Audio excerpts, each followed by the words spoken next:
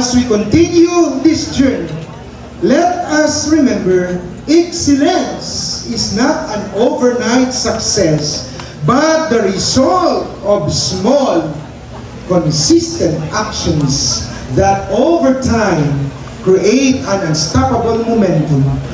I am your servant, the steward of David Northern Summer, Gaudencio June Alhibi Jr.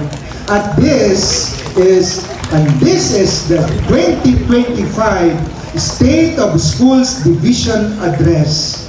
Padayon sa paglubad, mga hinigugma ko nga Nortihanon. To God be the glory. Thank you so much.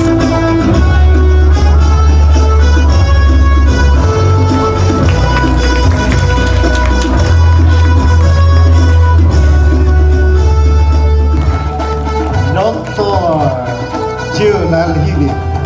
May I request once again everyone to please rise, hold your glass or bottled water. Let's do this, the ceremonial toast. To education, innovation and excellence, let us raise our glasses to our superintendent's remarkable leadership. Cheers to a future filled with promise, progress, and limitless possibilities. Cheers!